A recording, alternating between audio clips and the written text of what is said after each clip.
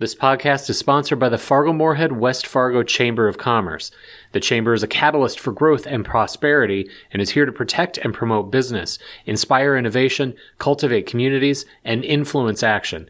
Learn more at fmwfchamber.com.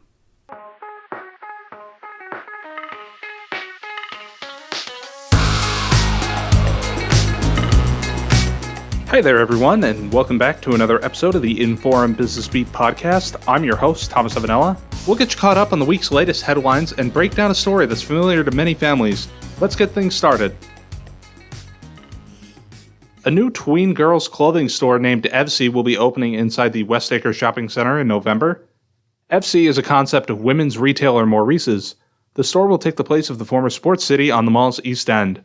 Evsy will carry denim, t-shirts, sweaters, dresses, and accessories, a spokesperson for the company said. North Dakota posted the sixth lowest unemployment rate in the nation in July. Job Service North Dakota reported North Dakota's non-seasonally adjusted unemployment rate was 2.2% for the month of July, down moderately from June. The state's seasonally adjusted unemployment rate was 2.3%. Job Service also reported that 10 of North Dakota's 13 major industries posted year-over-year employment increases. Meanwhile, in Minnesota, the unemployment rate held steady at 1.8% in July. That ranked as the nation's lowest and tied last month's state record low. After sitting empty since 2018, the former Toys R Us along 13th Avenue South will soon have a new occupant. National gym chain Crunch Fitness is set to open inside the building this winter. The gym will check in at 30,000 square feet and feature cardio and strength training equipment, circuit training, multiple indoor turf areas, a group fitness studio, a ride studio, boxing, hydromassage beds, tanning, and a children's area. All in all, the renovation of the building will weigh in at a total of $5 million, with $1 million devoted to new workout equipment. El Vaqueros Taqueria and Mexican restaurant is back by popular demand. Co-owners Georgina and Simon Sandoval initially closed the restaurant in 2019. They had hoped to reopen the following spring before the COVID-19 pandemic had other ideas. Now, the restaurant is reopened at 3001 13th Avenue South. The menu at El Vaqueros features appetizers, soups, and various side dishes, alongside a selection of tacos, tortas, enchiladas, burritos, quesadillas, and quesabirras. Hours for El Vaqueros are 11 a.m. to 10 p.m. daily. The latest entrant to Fargo's heated car wash market opened Wednesday, August 24th. Tidal Wave Auto Spa, a Georgia-based brand, began welcoming patrons on Wednesday morning. The location features an express wash exterior tunnel as well as 26 self-serve vacuum bays.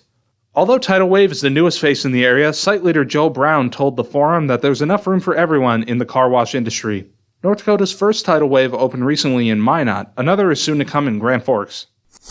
Hi, everybody. I'm Chad Kuhl, host of the Northland Outdoors podcast. Hey, here in the Northland, we love our time outside. And on the Northland Outdoors podcast, we're going to talk about all of it. Not just fishing, not just hunting, but mountain biking, camping, rock climbing, bird watching, you name it. We're going to have it on the Northland Outdoors podcast. New episodes every 2 weeks on Spotify, Apple Podcasts, wherever you get your podcasts. So look for it and join us on the Northland Outdoors podcast.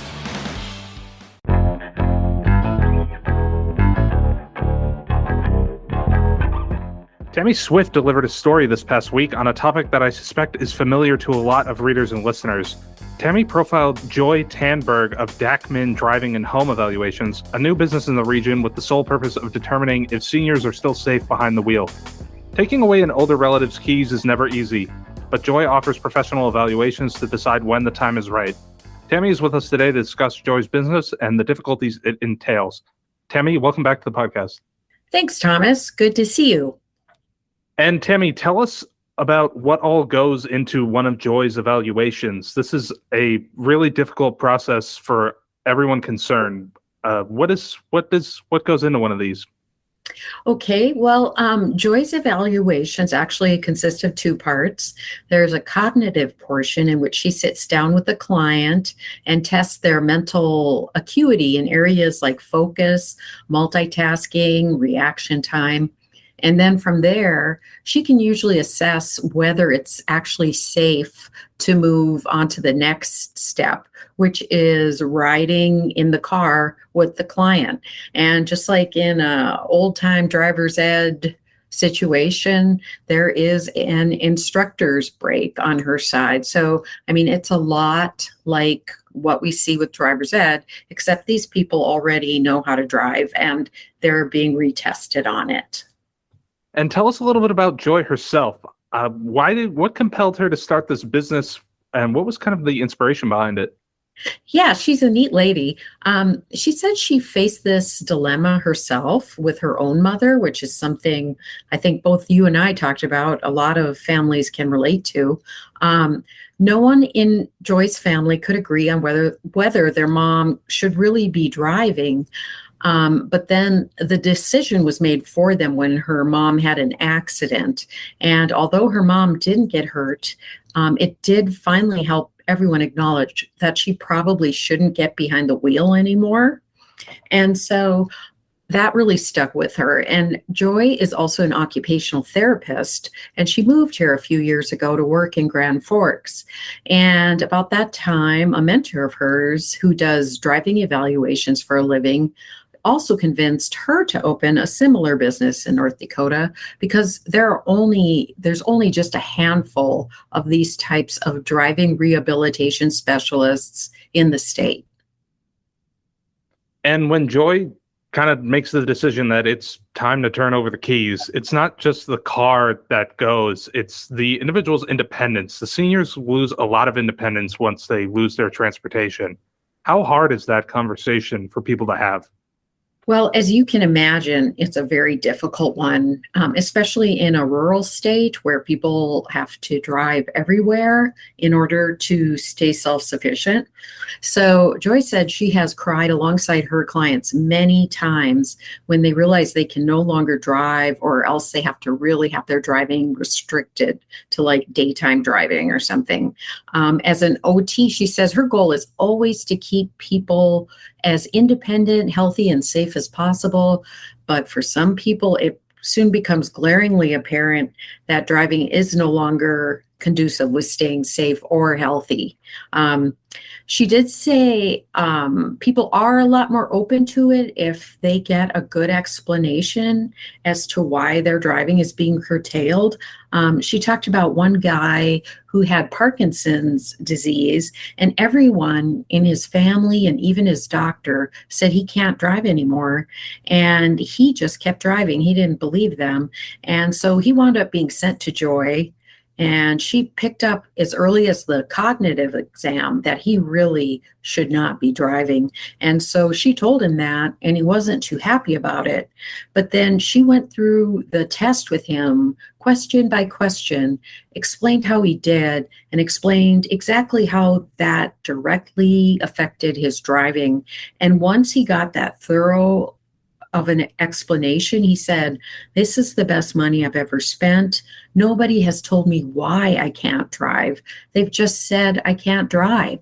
And so that made a huge difference for him. And he has not tried to drive on his own since. And he and other people on the road are a lot safer because of it. And so these senior drivers, they may seem like they're really headstrong and they're really insistent on driving, but really it seems that if you just give them a good explanation, they'll accept it.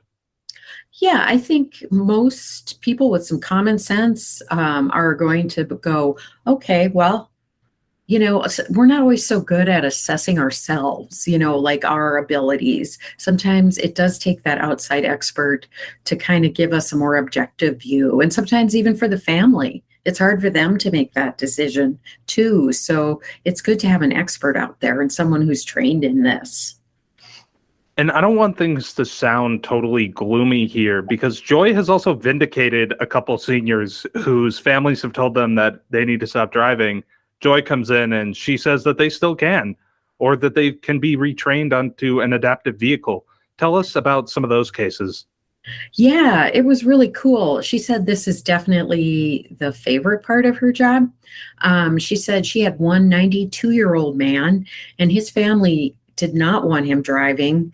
And so they sent him to her, and he not only aced the mental portion of the test, he also turned out to be a really fantastic driver. So he passed in flying colors, and he still drives today. So I guess it goes to show, it isn't about age. It's just about where your faculties are in terms of being able to do the very complex job of driving. And she also told me about this other neat lady named Peggy from the Minot area. And she had driven her whole life. She was in her 70s. And she even did drag racing as a hobby, which was pretty cool in itself. But over a year ago, she had a stroke. So she had to relearn how to drive completely from the start, like even just driving a golf cart around the farm. And even then, she was so worried that she might hurt herself or somebody else that she just refused to drive on the highway. And after working with Joy, she was able to learn the types of modifications she needed to make on her vehicle. And so now she has a left side gas and brake pedal installed, and that helps make up for the weakened right side that comes with stroke. And she also has a special post on the steering wheel, which makes turning easier. So she passed her driving test in late July, also in flying colors. Now she's able to drive anywhere she wants to. She says, I have my freedom back. It's so wonderful. So Joy's help really did help improve Peggy's quality of life in that case.